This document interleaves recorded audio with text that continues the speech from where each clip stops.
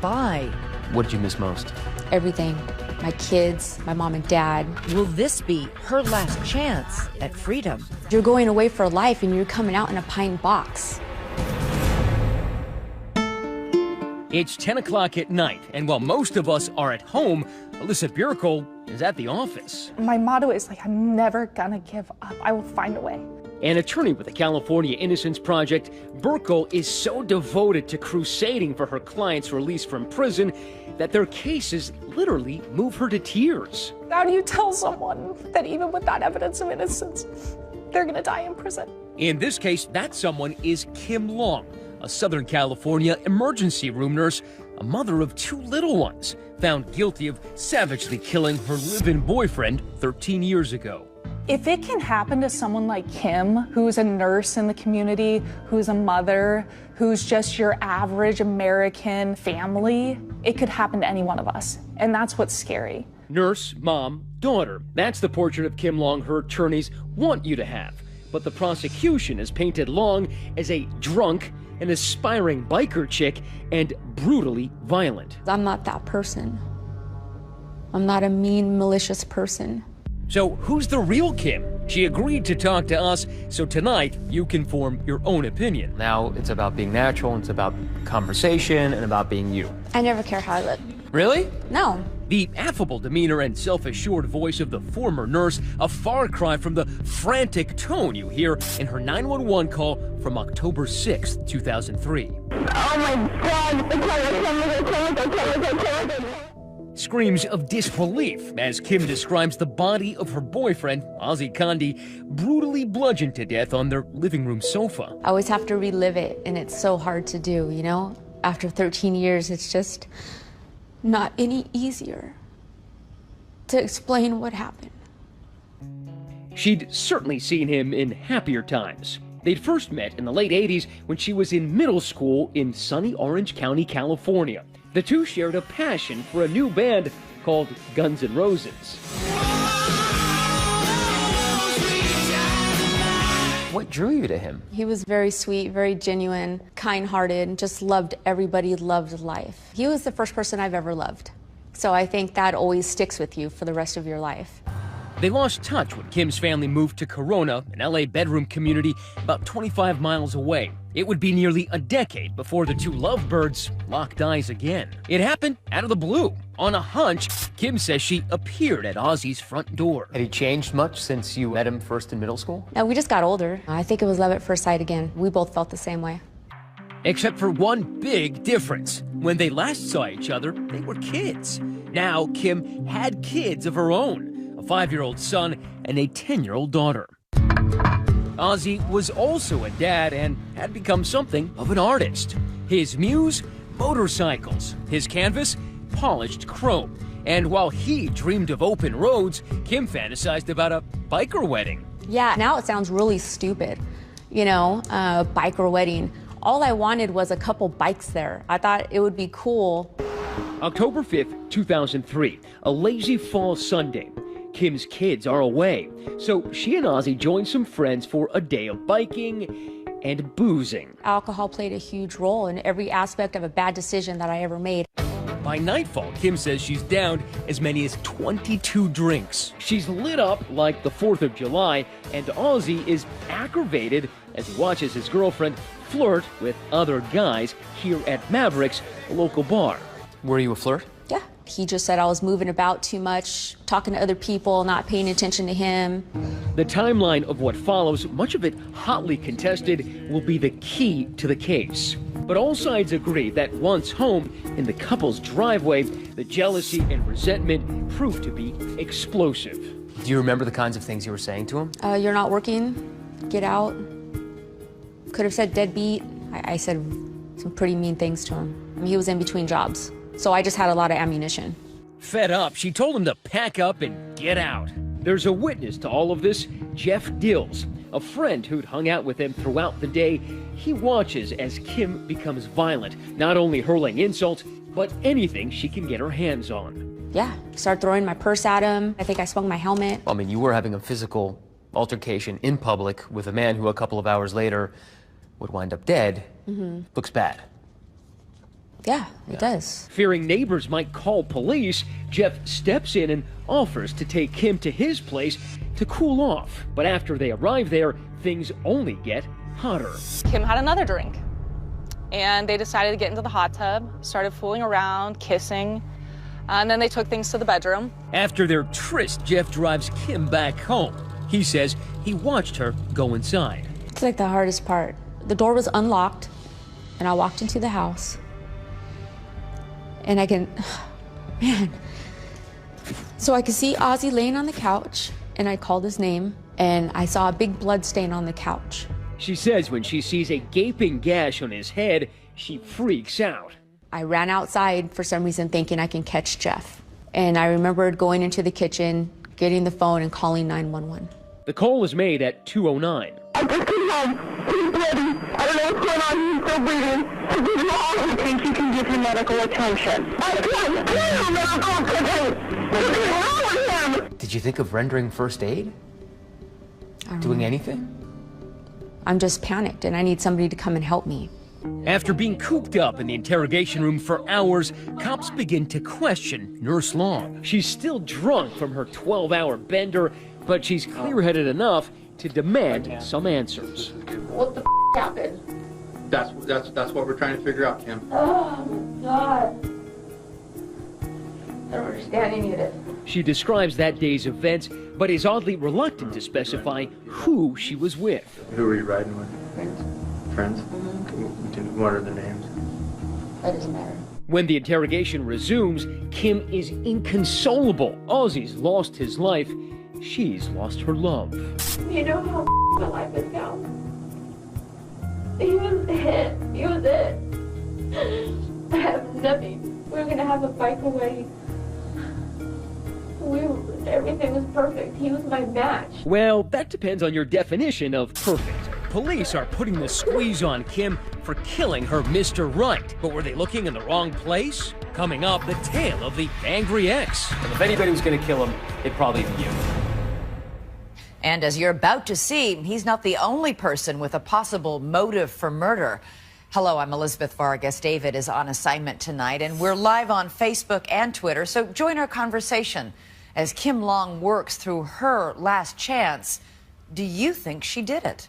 Stay with us. "2020 continues with more of Her Last Chance. I've been at the police station since 2 in the morning. This is The first party time is over for Kim Long, but her quality time with Corona police is just getting started. Oh, life is over. He was my life. As she bounces off the walls of this interrogation room, her belly still full of booze. She's not just under the influence, but under suspicion.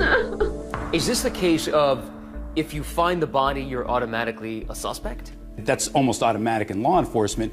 You have to put that person as a potential suspect until you can rule them out. Former FBI agent and ABC consultant Steve Gomez has studied the police file. They get the autopsy back, and what does it tell them? The object that was used to strike Ozzy was some type of long object, such as a bat or a golf club. Could a relatively petite 5'3", 4" woman who weighs 130 pounds, could she have done that? If she was angry enough, absolutely she could have done this. We return to the house with Bill Sylvester, an investigator for Kim's defense team. The crime that occurred was in this room. The current residents allowed us inside. All right, so this is very similar to the way it was, and the argument is this is where the suspect was, doing something like this. There were blood spatters found on every wall in this room, ceiling, the floor, this door, and out this door into the garage. Two things are noticeably absent at the scene. For one, the murder weapon, which to this day has never been recovered. And two, despite the bloody crime scene, not a speck of blood was found on the cops' prime suspect, Kim Long. Not on those jeans, that black shirt, that belt. Can you understand why police found that a little suspicious? I mean, Not you were really. so clean that something smelled rotten. Well, that's just because I wasn't there when it happened. The cops begin to formulate a theory that Kim came home still angry, beat Ozzy to death, disposed of the murder weapon, and cleaned herself up before dialing 911. But she's got an alibi witness. At least she thought she did. Jeff Dills, the biker friend who brought her over to his house and into his hot tub that night. Did anything happen in the jacuzzi? No. Do you and Jeff have anything going on? No. Well, that's not true. And when Jeff Dills comes in for questioning, his story isn't just different, it's damning. Did she say anything about not to say anything about the night before? She says the cops are going to want to talk to you. I said, that's fine, no problem. And then I said, did you tell them that we She says, no, I didn't. She said, please don't tell them that. Why lie about having sex with Jeff Dills? You're possibly a suspect for murder. Yeah, I was just embarrassed. Like, who wants to tell him, oh yeah, by the way, I ran off with some other dude. Having sex with somebody doesn't make you a murderer. True, but your lover's statements just might. Dills continues to bury Kim, telling police she had a motive. She's, man, I could just kick his you know, that kind of thing. Or I want to kick his I don't remember the exact words. And worst of all, opportunity. Dills tells cops he dropped Kim off back at the house much earlier than Kim claimed. He says he knows because he checked the clock when he got home. I remember noting the time was 1:36. I'm thinking going backwards from the 1:36, I had to drop her off between 1:20 and 1:30. Long didn't call 911 for help until 2:09 that morning, leaving up to 49 unaccounted minutes with Ozzy, and according to police, giving her ample time to commit the crime and clean herself up. At that moment, the cops are convinced they had their killer. Did Kim Long ever give a reasonable explanation for what she may have been doing for 50 minutes in the house? She always denied that it was that long. But if Kim's a killer, she's a cooperative one. Reassurance on that. Agreeing to take a polygraph test. Probability of you being deceptive is less than 0.01%. Meaning, according to that technician, there's virtually no chance she's lying. That doesn't stop the cops from pressing her in a follow-up interview, during which she breaks into hysterics. Jeff, didn't you tell him to move his stuff out that night? If you love him so much, why did you tell Ozzy to leave? Drunk and I'm Enough to crack his head open? No! 1 month after Ozzy's murder, a now stoic Kim Long finds herself under arrest for bludgeoning to death a man who was once her teenage crush. I'm gonna remain silent. I'm not gonna say anything at all until I have a lawyer attorney with me. When you reviewed the police reports, did anything stand out? Yeah, we were missing something. I remember going to the attorney and say, this cannot possibly be the whole case. Somebody did it, and the real problem that we have in this case is investigators and the DA developed tunnel vision on one suspect.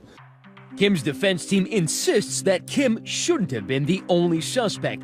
That's because Ozzy Condi may have been a great guy, but he sure had his share of enemies. Here's one of them. I mean, do you hate this guy? I did, yes. Meet Joe Bogarski, Kim's ex-husband, the father of her son, the man she dropped like a bad habit when she got reacquainted with Ozzy. She kicks you out of the house, brings him in to live with your kids. Right, and then within the same week he moves in. Kim's attorneys claim this laid-back construction worker then became an obsessed cuckold who stalked Kim after she dumped him, hiding in her bushes, peeping in her windows. I was pretty pissed, very upset. I mean, how would any other man feel? I'm like, what kind of guy moves into some house and you're not even divorced? Well, and if anybody in the world had a motive to kill the man, it's you. Right. I mean, I'm not the violent type to that extent to kill someone, but I didn't like the situation. Could Joe, Kim's ex-husband, be the killer? No way, he says. He was home that night with witnesses to prove it. But he's not the only suspect Kim floated. You had a theory of who did it. Yes. That you said during the interrogation. Yeah, there was only one person that didn't like us. Didn't like? Try burning hatred. Do you have any idea who would have done something to who? Is that? She's talking about this woman. We've agreed to change her name. We're calling her Cynthia. Kim's defense team has dubbed her Ozzy's jealous ex, a woman scorned. And she calls Kim... That woman is the devil's child herself. Devil's child. Devil's child. There's no doubt in my mind. I know she killed him. And I know she doesn't even care, and it makes me sick. Cynthia and Ozzy were together for 8 years. They raised 2 kids together, one theirs, one hers from a previous relationship. She says those were the good times. He liked to spend time with his family a lot. He was a wonderful father. But when Kim came on the scene, she says the situation turned sour. My son had come home, and he told me that he saw Kimberly punch Ozzy in the face. That was not okay with me, so I stopped Ozzy's visitation. From there, the drama only escalated. She had just made our lives a living hell. What did she do? She called, she harassed, she threatened. She wanted money from Ozzy. It was a constant battle. I mean, I wasn't happy with her. I was pretty pissed off at Kim. In the polygraph interview after the murder, the cops want to know if her hatred for Kim extended to Ozzy. Have you ever made any comments that, hey, I wished Ozzy was dead? I did say things like that toward his girlfriend, Kim. I just wish I could kill her. You heard that right, kill Kim. But was Ozzy also on the crosshairs? Coming up, Cynthia takes things into her own hands. How far did she go? Stay with us.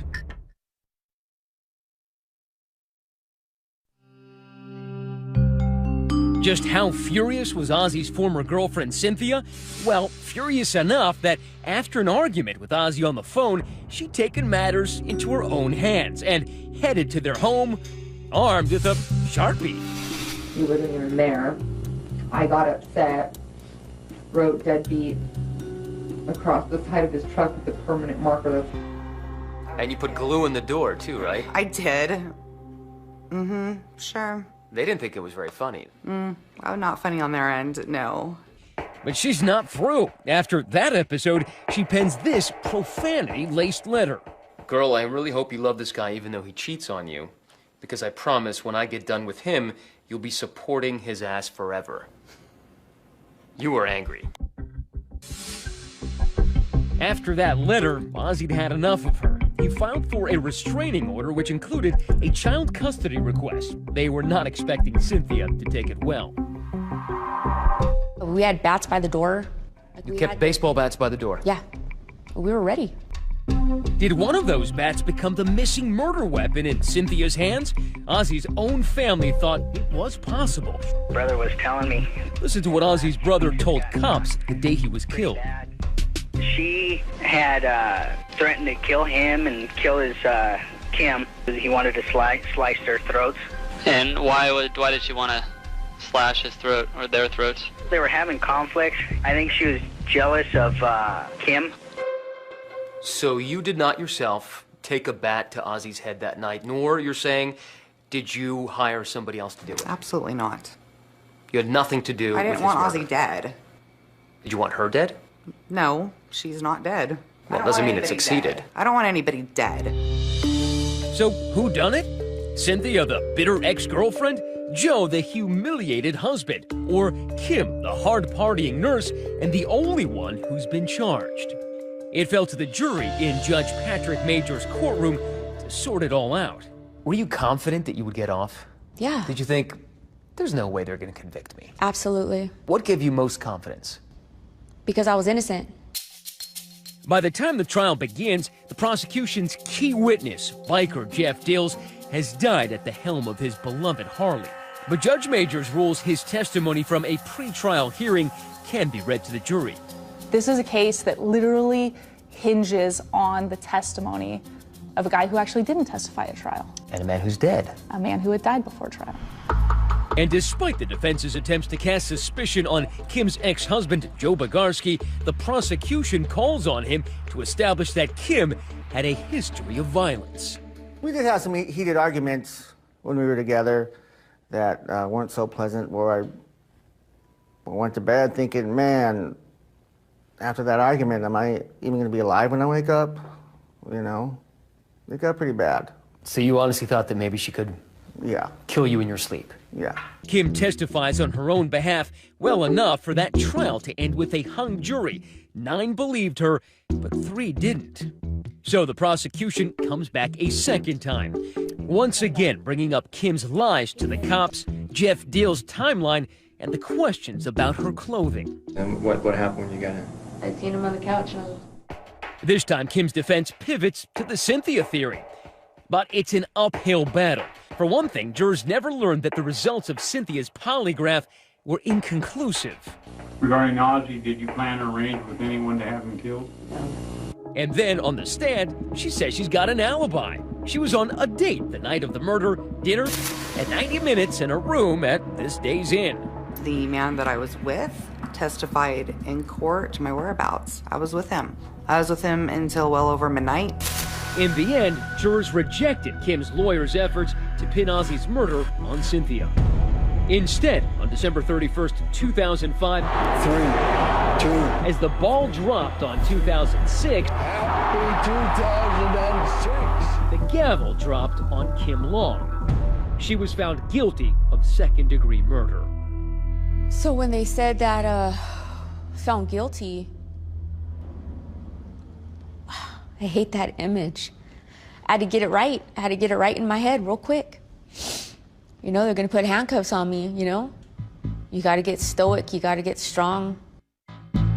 At sentencing, Judge Patrick Majors, who'd also presided over her first trial, delivered two surprise announcements. First, something that would leave even courtroom veterans dumbfounded. What did the judge say? Basically that if it had been a bench trial, he would have found her not guilty or acquitted her. And then another stunner, sentencing Kim to 15 years to life, but allowing her to remain free on bail during her appeal. Said I never had a case like Kimberly Long, and that's when he let me go pending my appeal. So I went home. The process takes years. Finally, in February 2009, the California Supreme Court denies Kim's final appeal, and she's ordered to turn herself in. But nothing in this case is simple. On the day Kim is due to report into prison, she disappears. How do you turn yourself over to a life sentence? 15 to life means you're going away for life and you're coming out in a pine box. Next, Kim Long on the lam. Stay with us.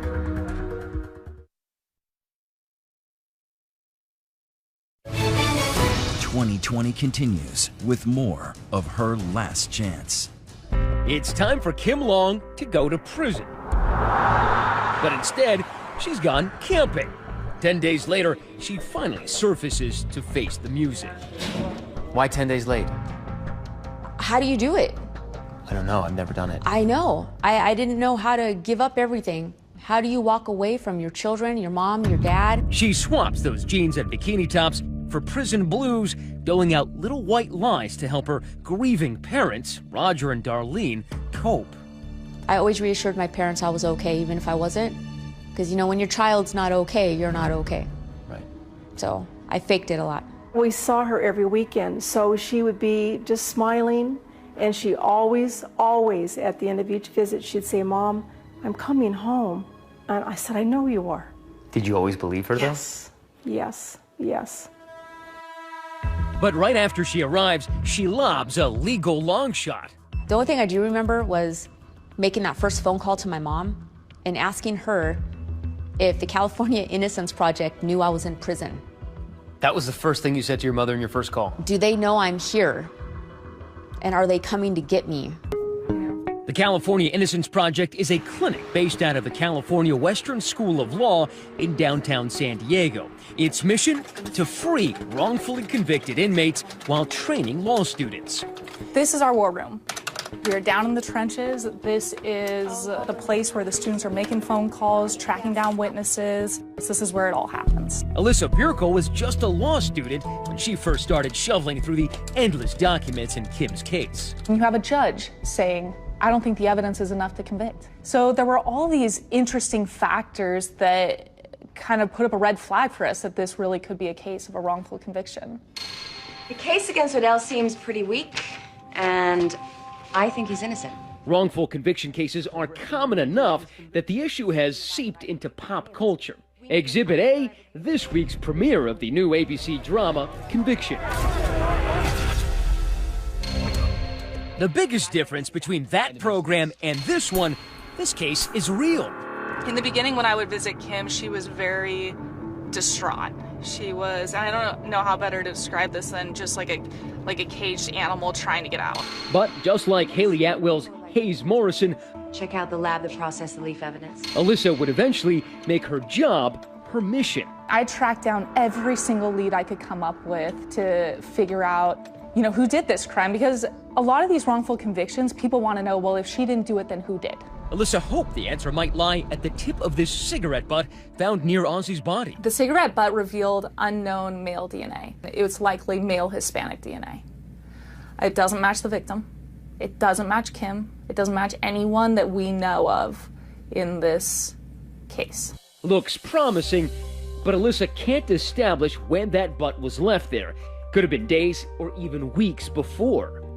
And so I tried as hard as I could to find out who really did this, and never could definitively say it was one person or another. But I did, in that process, gather enough evidence to show that Kim definitively could not have done it. She started with the core of the prosecution's case, the credibility of Jeff Dills. Remember, he's the dead man talking, the biker friend Kim hooked up with that fateful night. A man who had died before trial. A man who had never been cross-examined thoroughly about this timeline, about how much he drank, about his motivation to distance himself from Kim because he was afraid the cops were going to blame the murder on him. Dills told the cops he dropped Kim off between 1:20 and 1:30 a.m. The 911 call came in at 2:09. Prosecutors asserted that Ozzy was killed during that window. But in death, Ozzy's body held clues which might refute that. Details that suggest he may have been killed before Kim could have gotten there. When paramedics arrived, they already saw signs that the body was decomposing? Yeah. Which means he was dead for how long? At least over an hour. At the minimum, over an hour. And nobody puts her back at her house at the scene of the crime before 1:20. Exactly. But get this, no time of death expert was called to testify for the defense. Why is that? It was just, an oversight by the defense team at that time. Oversight is being polite. Alyssa thought inept lawyering had done Kim in at every turn. For example, the issue of her clothing. Experts believe the scene was so bloody, the murder would have been spattered with blood. At trial, prosecutors suggested Kim may have changed out of bloody clothing and cleaned up. That's why there wasn't a speck of blood on those jeans, shirt, or belt. But Alyssa says she can prove Kim never changed, because Jeff Dills told the cops she was wearing that same outfit when he dropped her off earlier that night. She was wearing a black t-shirt that had some designs on, and she was wearing blue jeans, kind of lowrider blue jeans.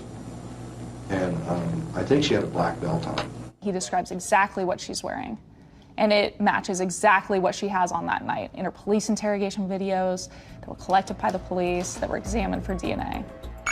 Compiling evidence like that to prove Kim's wrongful conviction would take years for Alyssa to build. Years Kim would never get back. What did you miss most? Everything. My life. My kids, my mom and dad, being a nurse, my patients, going places, the desert, everything. Ice, a refrigerator. You miss everything. Outside, the Innocence Project starts making noise, organizing this march, 712 miles from San Diego to Sacramento, to draw attention to Kim's case and others like it. We're doing a 20-miler through Camp Pendleton. We visit her many times. It's very difficult because I can't bring her home. Alyssa's first efforts go nowhere, but the long walk to freedom eventually leads all the way up to the California Supreme Court. And in August 2015, her motion for a new hearing is finally accepted. When I got the order which says, "We think your case has merit," I was elated. Next, after a lost decade, her 30s and 40s stuck in legal purgatory, Judgment Day for Kim. She takes the stand. What will she make of her last chance? Stay with us.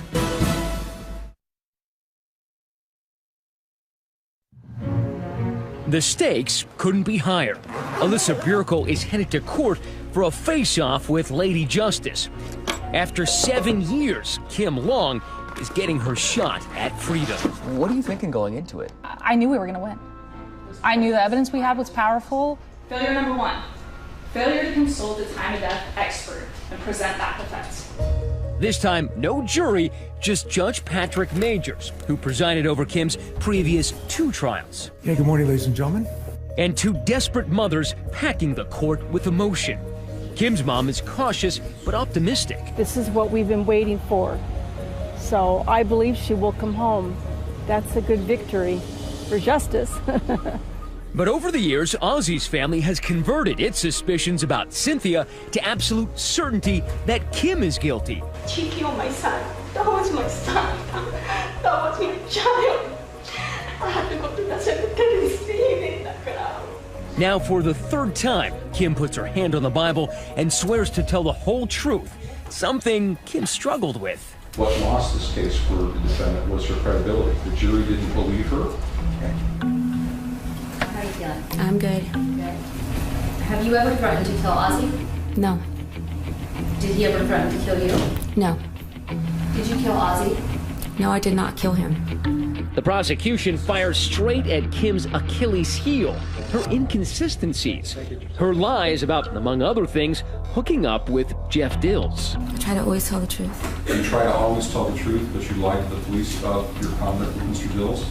The sexual conduct, yes. But the defense has an ace to play. That new evidence Alyssa discovered about the time of Ozzy's death and the proof that Kim never changed her clothes. And this primarily comes from the Jeff Dills interview where he describes what Miss Long was wearing. And what were you wearing that day? I was wearing large sandals that matched my black belt, blue jeans, a black shirt with ringlets on it that matched my necklace and my purse.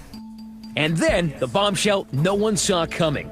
The prosecution torpedoing its own case, backing away from its core theory that Kim Long ditched her bloody clothing after killing Ozzy.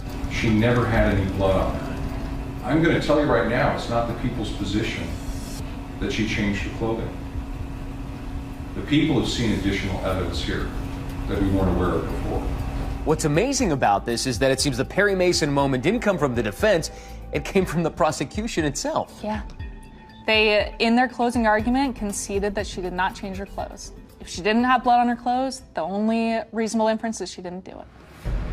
After a 7-year quest to bring Kim home, Alyssa Burko is so close she can taste it.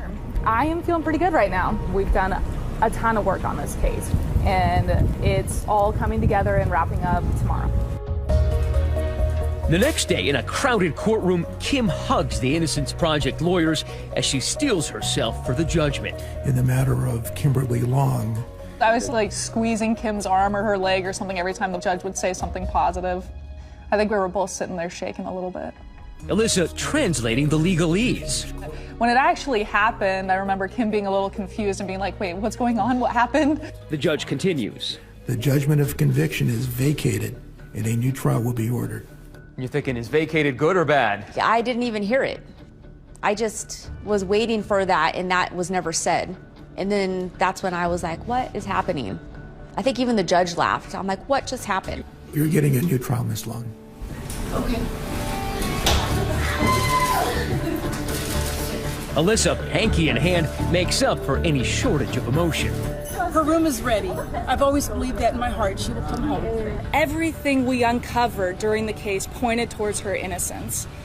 And this case also demonstrates just a total failure of the criminal justice system.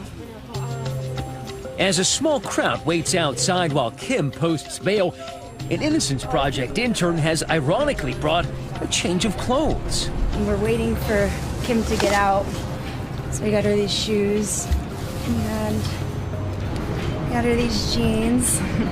It was weird because they brought me clothes and they had bought me heels. And I'm very grateful that they left me in a holding tank for a while because I had to walk back and forth.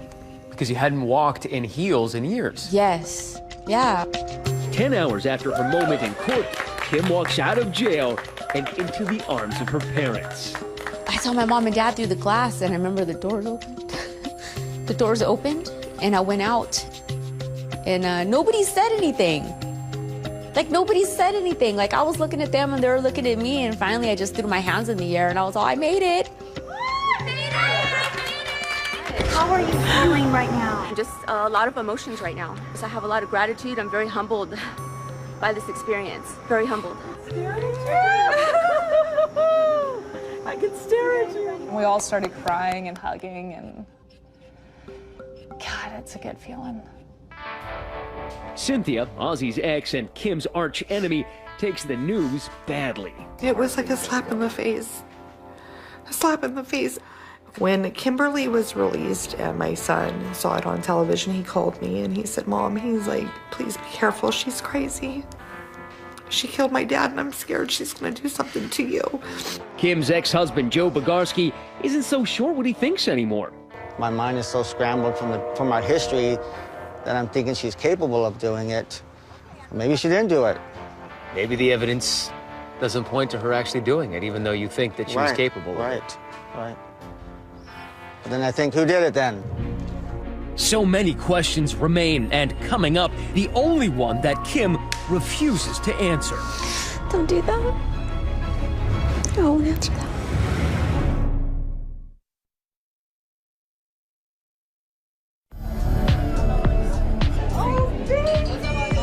There's no playbook on what to do on your second day out of prison, so after beating a wrongful conviction for murder, Kim Long and her supporters are celebrating with a freedom breakfast. I've been watching the internet, or what do you say? Online. Yeah. Facebook. I don't know how to do all that. Yeah. She may not be social media savvy, but she's had nearly 8 years to dream of reconnecting with the outside world. Thank you for everything. Every day. I knew I was going home. I just didn't know when. I didn't know how long it was going to take. She always told me, I'm coming home, Mom. Aside from spending time with family, it's the simple pleasures she most appreciates. There's nobody checking on me every hour with a light in my eyes. Today, she has 8 years of sobriety under her belt. That's no small undertaking for the former Hellraiser with a quick temper and a soft spot for hard liquor. In some ways, I guess prison is a great place to sober up, right? You don't really have the choice. Can you drink in prison? Absolutely. Everything is in prison. So even in prison, you had to practice abstinence? Absolutely. It's a choice. And I chose not to drink and not to use drugs in prison. Healthy living now replacing some of those old vices. But so many are haunted by the knowledge that whomever murdered Ozzy is still out there. One of the tragedies about this case, we may never know who killed the victim in this case. Kim tries not to think about Ozzy too much these days. 13 years later, those wounds are still raw. If Ozzy could hear you now, what would you say to him? Don't do that.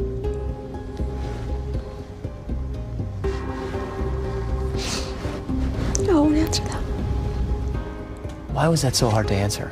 It still hurts to know the last words I said to him they weren't loving or kind, will disturb me for the rest of my life. A woman clearly still haunted despite being out of prison for now. There is still a chance the prosecution may retry her. Do you think she's been through enough? Let us know on Facebook and Twitter. And this program note for next week, that scandal at the University of Virginia that exploded in the headlines. Remember the story of an alleged sexual assault on a student known as Jackie? A fraternity and a campus in an uproar. But now Amy Robach with the key questions. Did Jackie make it up? And if so, why? Next week on 2020, it's the story you thought you knew. It was one of the biggest stories to ever hit a college campus ever. One of the country's elite universities condemned. What do we want? An answer rate. It was just shock. One of the nation's top magazines discredited. You took her at her word, and you got burned. But was one woman's story of an unspeakable crime all just a ruse for a romance? She's doing anything she can to get you to talk to her. Now, for the first time, those at the center of the scandal speak. What is Jackie saying now? That is next Friday night. In the meantime, I'm Elizabeth Vargas. Thank you so much for watching tonight. For David and all of us here at 2020 and ABC News, have a good night and a wonderful, safe weekend.